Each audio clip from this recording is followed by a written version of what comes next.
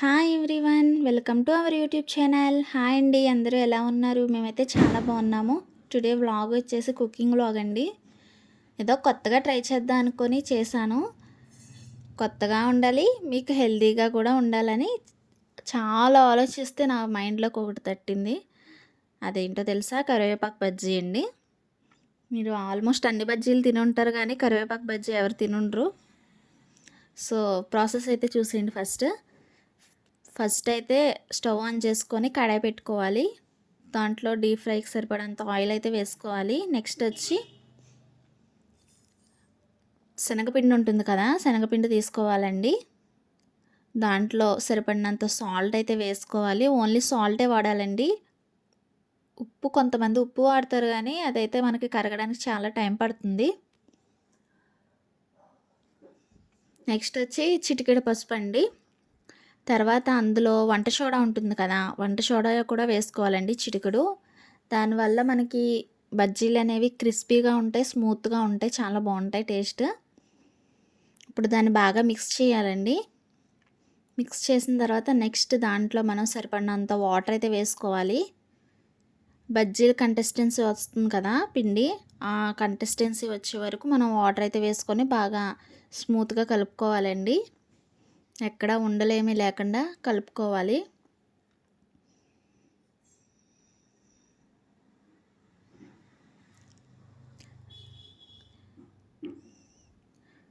చూసారు కదా, అలా కలుపుకోవాలండి స్మూత్గా. ఇప్పుడు ఆయిల్ అయితే మనం పెట్టుకున్నాం కదా, హీట్ అయిందో లేదో చూద్దాం. హీట్ అయిపోయిందండి, ఆయిల్ అయితే వేడెక్కింది. నెక్స్ట్ అందులో మనం ఇదిగో ఈ కన్సిస్టెన్సీలో కలుపుకోవాలండి. ఇప్పుడు అందులో మనం కరివేపాకు రెమ్మలు ఉంటాయి కదా, అవి వేసుకోవాలి.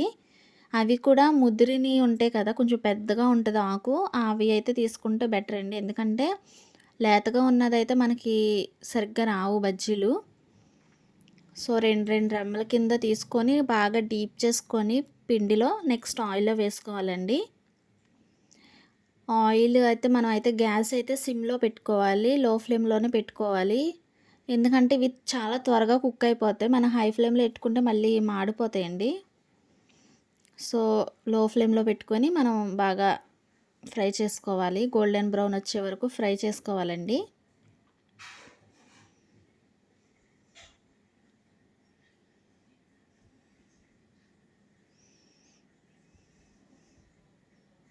ఇవైతే హెల్త్కి చాలా మంచిదండి. చాలా టేస్ట్ కూడా చాలా బాగుంటుంది. చిన్నపిల్లల కాడ నుంచి ఎవరైనా తినొచ్చు. మనకు నార్మల్గా అయితే చిన్నపిల్లలు అయితే అసలు తినరు కదా కరివేపాకు. వెంటనే ప్లేట్లో ఏదన్నా మనం కర్రీస్లో ఏదన్నా వేస్తే ప్లేట్లో వస్తే తీసేస్తారు పక్కకి. ఇప్పుడైతే ఇలా ట్రై చేయండి, హెల్త్కి మంచిది, వాళ్ళకి కూడా నచ్చుతుంది టేస్ట్.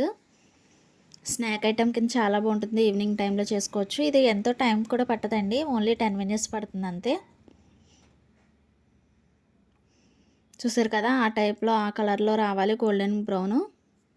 నెక్స్ట్ అవి తీసి ప్లేట్లో వేసేసుకుందాం.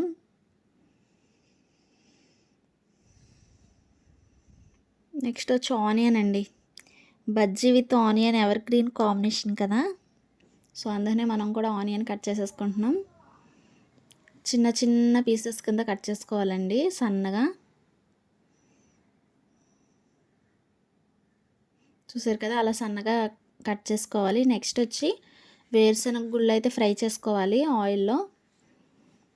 ఇప్పుడు బజ్జీ ఉంది కదా, దాన్ని మధ్యలో అయితే కట్ చేయాలండి. కట్ చేసి ఇప్పుడు ఆ మధ్యలో మనం స్టఫ్ అయితే పెట్టుకోవాలి. ఇందాక చూపించిన ఆనియన్స్, వేరుశనగ గుళ్ళు ఉన్నాయి కదా, అవన్నీ పెట్టుకోవాలండి. చాలా ఈజీగా చేసేసుకోవచ్చండి. టేస్ట్ అయితే చాలా బాగుంటుంది. ఒకసారి మీరు కూడా ట్రై చేయండి, హెల్త్కి కూడా చాలా మంచిది. పిల్లలు బాగా ఇష్టపడి తింటారు, వాళ్ళకి కూడా హెల్త్కి చాలా మంచిది. ఈ బజ్జీ మీరు ఎప్పుడైనా తినుంటే ఒకసారి కామెంట్లో చెప్పేయండి. ఎవరైనా ట్రై చేస్తే టేస్ట్ ఎలా ఉందో కూడా కామెంట్లో చెప్పండి. నెక్స్ట్ వచ్చి అందులో కొంచెం లెమన్ కూడా మనం కొంచెం పిండుకుంటే చాలా బాగుంటుంది, ఇంకా టేస్ట్ చాలా బాగుంటుంది.